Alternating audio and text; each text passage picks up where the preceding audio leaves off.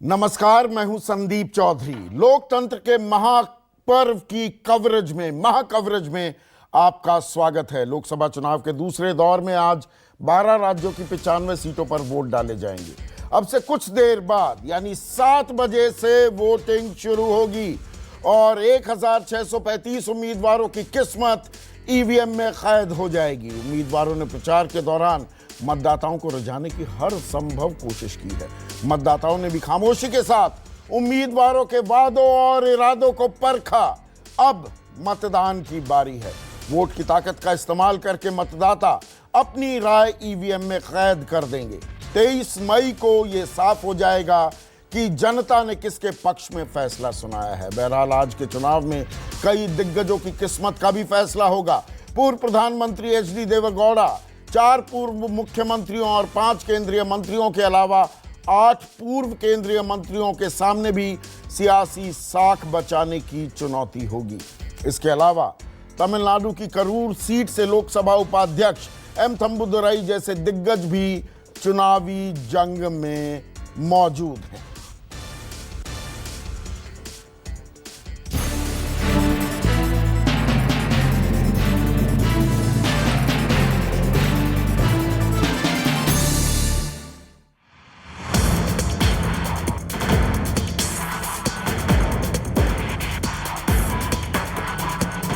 चुनाव प्रचार के घमासान के बीच उम्मीदवारों की किस्मत का फैसला भी मतदाता तय करते जा रहे हैं। 11 अप्रैल के पहले चरण के उम्मीदवारों की किस्मत ईवीएम में कैद हो चुकी है और अब बारी दूसरे दौर की है, जिसमें 12 राज्यों की कुल 95 सीटों पर वोटिंग है।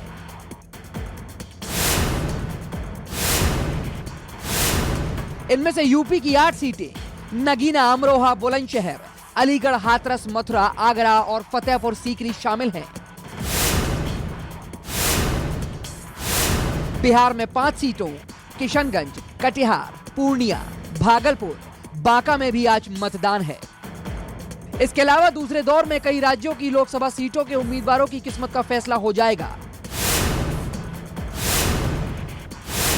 पश्चिम बंगाल की 3 सीट जलपाईगुड़ी, दार्जिलिंग, रायगंज, ओडिशा की 5 सीटें बारगढ़, सुंदरगढ़, बोलांगीर, कंधमाल, अस्का, छत्तीसगढ़ की 3 सीटें राजनांदगांव, महासमुंद, कोंकेर, तो महाराष्ट्र की 10 सीटें बुल्ढाना, अकोला, अमरावती, हिंगोली, नांदेड़, परभड़ी, बीड, उस्मानाबाद, लातूर और सोलापुर में भी आज वोटिंग है।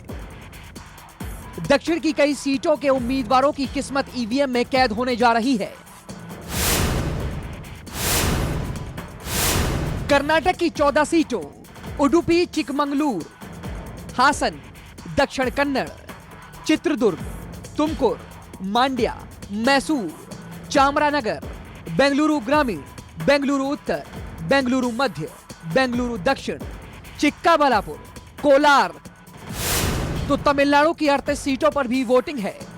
तमिलनाडु की Tiruvallur, Chennai north, Chennai south, Chennai central, Sriperumbudur, Kanchipuram, Arakkonam, Krishnagiri, Dharmapuri, Tiruvannamalai, Arani, Villupuram, Kallakurichi, Salem, Namakkal, Erode, Tiruppur, Nilgiris, Coimbatore, Pollachi, Dindigul, Karur, Tiruchirappalli, Perambalur, Cuddalore, Chidambaram, Mayiladuthurai, Nagapattinam, Thanjavur, Sivaganga, Madurai, Theni, Virudhunagar, Ramanathapuram, Thoothukudi, Tenkasi, Tirunelveli, Kanniyakumari में मतदान है। इसके अलावा केंद्र शासित प्रदेश पुडुचेरी की एकमात्र सीट पुडुचेरी पर भी वोटिंग है।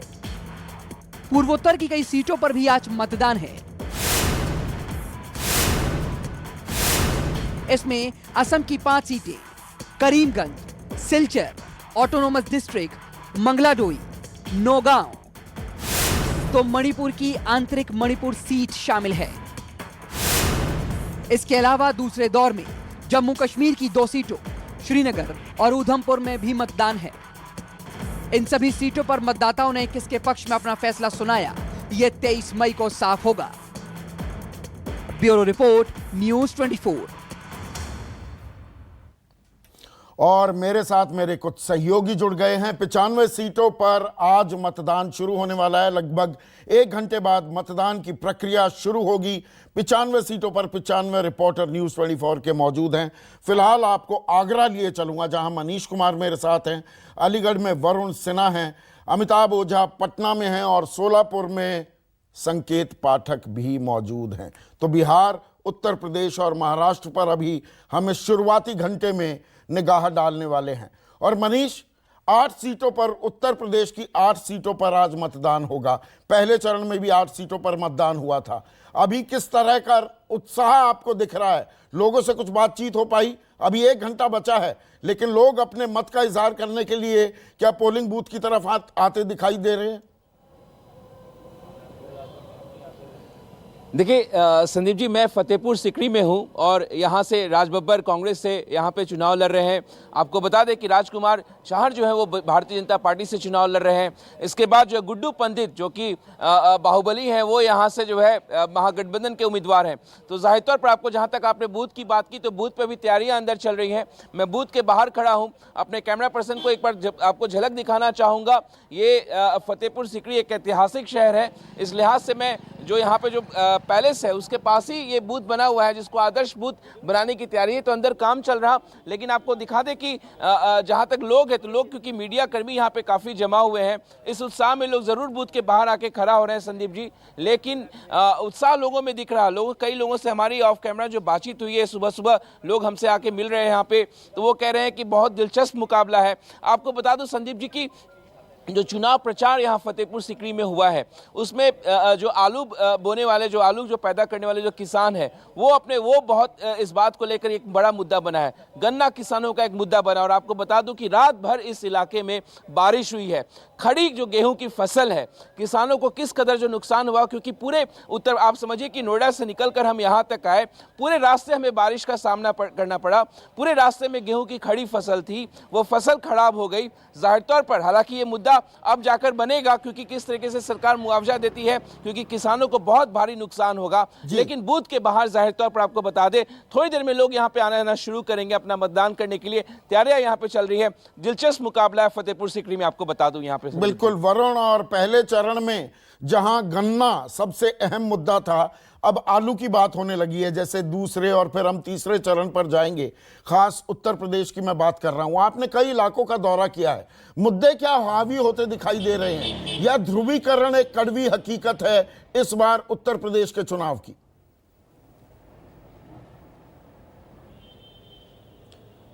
देखिए, मैं तालों के शहर अलीगढ़ में हूँ। कहते हैं कि यहाँ के मतदाता के हाथ में तालों की चाबी है, मतदाता के उम्मीदवार की। और शायद यही वजह है कि अब उम्मीदवार की किस्मत का ताला कैसे तय होगा, कैसे कौन चाबी खोलेगा, ये सब मतदाताओं को तय करना है। और शायद यही वजह है कि अलीगढ़ के अंदर अगर मैं सियासत की बात करूँ तो निश्चित तौर पे यहाँ पर ध्रुवीकरण भी आप कह सकते हैं, यहाँ के लोकल मुद्दे भी आप कह सकते हैं। लेकिन हाँ, क्योंकि लोकसभा चुनाव है, इसलिए राष्ट्रीय मुद्दे ज़्यादा हावी रहते हैं। और अलीगढ़ में हमेशा से सियासत जो है वो राष्ट्रीय स्तर पे देखने को ज़्यादा मिलती है। अब अगर एएमयू की बात कर लें, अलीगढ़ मुस्लिम यूनिवर्सिटी यहाँ पर है, समय समय पर एक के बाद एक विवाद यहाँ पर सामने निकल के आते रहते हैं जो राष्ट्रीय स्तर पर उठते हैं। तो ऐसे में यहाँ पर वोटों का जो डाइवर्जन है वो कई बार एक तरफ आप देखने को सोच सकते हैं। दूसरी बात, पिछली बार के मुकाबले इस बार यहाँ के अगर मैं हालात की बात करूँ तो 2014 में सतीश गौतम यहाँ से सांसद रहे, 3 लाख वोटों से जीते। और बीएसपी और समाजवादी पार्टी 12-12% के हिसाब से उस समय अपने वोट प्रतिशत को लेकर खड़ी हुई। अगर वैसे ही प्रतिशत रहते हैं तो निश्चित तौर पे इस बार जो सतीश गौतम है उनके लिए दिक्कत आ सकती है। दूसरी बात, जिस तरीके से आपने कहा कि लगातार कई प्रदेशों में या फिर यूपी की अगर मैं बात करूं, जहां के हालात शायद किसानों का मुद्दा बढ़ा रहा है, या फिर ऐसे कई सारे मुद्दे रहे जहां पर लोगों को लगता है कि अब स्थिति में थोड़ी बहुत सोच के साथ वोट करना ज़रूरी है। चाहे बदलाव की बात करें या अपनी सोच के आधार पर बात करें, तो निश्चित तौर पे आने वाले दिनों में चीज़ें आपको देखने को ज़रूर मिलेंगी। लेकिन हाँ, गन्ना किसान हो गया या फिर राष्ट्रीय स्तर के मुद्दे रहें, वो तमाम चीज़ें भी लोकल लेवल पर हावी होते नजर भी आते हैं। जी अमिताभ, बिहार की बात करें। बिहार में 4 सीटों पर मतदान हो चुका है पहले चरण में। दूसरे चरण में अब 5 सीटों पर मतदान होने वाला है। महागठबंधन के लिए एक बड़ा टेस्ट है, और ये जो इलाके हैं यहां पर महागठबंधन ज्यादा ताल ठोकता भी दिखाई दे रहा है। बिल्कुल संदीप, यहाँ पे पूर्णिया, अगर हम सीमांचल की बात करें तो 5 सीटों पर आज मतदान हो रहा है, जिसमें कि 3 सीमांचल से लगी हुई सीटें पूर्णिया, कटिहार, किशनगंज और इसके अलावा भागलपुर और बांका में चुनाव हो रहा है।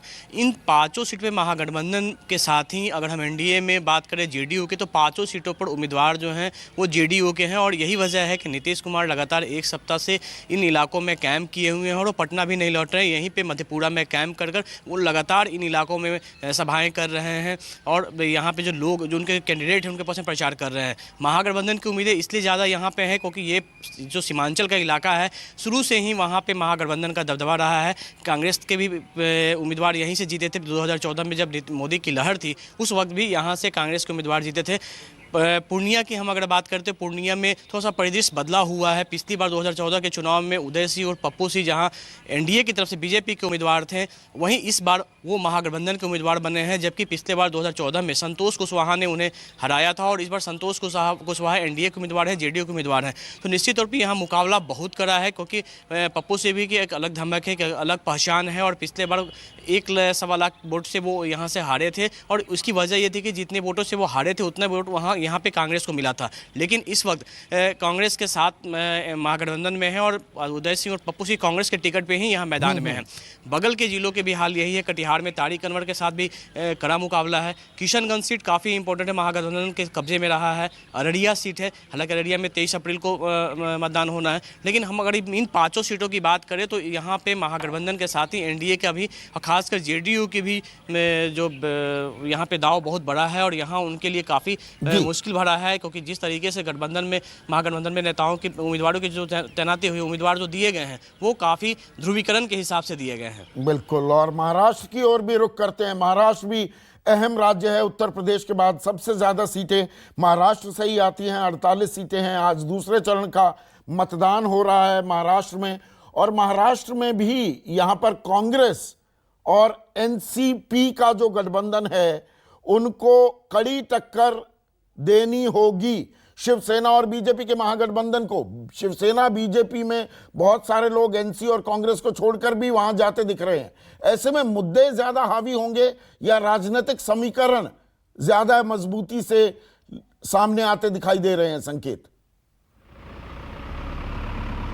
बिल्कुल संदीप जी, आपने सही कहा। मैं आपको बताऊं कि महाराष्ट्र में आज 10 लोकसभा सीटों पर चुनाव होने हैं, जिसमें से ज़्यादातर जो विदर्भ इलाके की सीटें हैं वो आती हैं। इस वक्त मैं जहां पर मौजूद हूं, सोलापुर ये शहर है और यहां पर मुकाबले की अगर मैं बात करूं तो त्रिकोणीय यहां पर मुकाबला है। कांग्रेस की तरफ से पूर्व मुख्यमंत्री सुशील कुमार शिंदे चुनाव मैदान में है, तो वहीं दूसरी तरफ बीजेपी ने अपने मौजूदा सांसद की टिकट काटकर सिद्धेश्वर शिवाचार्य, जो कि लिंगायत समुदाय से आते हैं, हालांकि ये कर्नाटक से लगा हुआ इलाका है, यही वजह है कि लिंगायत समुदाय के लोग भी यहाँ पर काफ़ी ज़्यादा तादाद में रहते हैं, जिसके चलते सिद्धेश्वर शिवाचार्य को टिकट यहाँ से दिया है भाजपा ने। और दूसरी तरफ वंचित बहुजन अघाड़ी और एमआईएम का जो गठबंधन है उसकी तरफ से प्रकाश अंबेडकर चुनाव मैदान में है। तो यहाँ पर त्रिकोणीय मुकाबले की स्थिति देखी जा रही है। अगर दूसरी सीटों की मैं बात करूँ तो बीड़ से प्रीतम मुंडे हैं, जो कि 2014 के बाद जो उपचुनाव हुआ था उसमें करीब 7 लाख मतों से वो चुनाव जीती थी। वो बीजेपी की पारंपरिक सीट मानी जाती है। इसके अलावा जो अन्य सीटें हैं, विदर्भ की जो अन्य सीटें हैं, वहाँ की अगर मैं बात करूँ तो पिछले बार 8 सीटों पर भारतीय जनता पार्टी और शिवसेना के प्रत्याशियों ने जीत दर्ज की थी, जबकि सिर्फ 2 सीटें ऐसी हैं। एक नांदेड़, जो कि मोदी लहर में भी पूर्व मुख्यमंत्री अशोक चौहान अपनी सीट बचाकर ले गए थे। इसके अलावा हिंगोली की सीट। तो बाकी की जो 8 सीटें हैं वो शिवसेना और भाजपा गठबंधन के पास है। ऐसे में अब कुछ ही देर बाद जब यहाँ पर मतदान शुरू होगा उसके बाद स्थिति तय होगी। लेकिन आपको बताऊं कि पिछले बार से जो स्थिति है वो इस बार भिन्न नजर आ रही है। जो लोकल मुद्दे हैं वो काफी ज्यादा हावी हैं। अगर मैं किसानों की आत्महत्या की बात करूं, इसके अलावा सूखे से ये इलाका काफी प्रभावित रहा है। इसके अलावा बेरोजगारी भी एक बड़ा मुद्दा है। तो ये देखना होगा कि अब मतदाता क्या सोचकर वोट करते हैं और किसके पक्ष में मतदान होता है।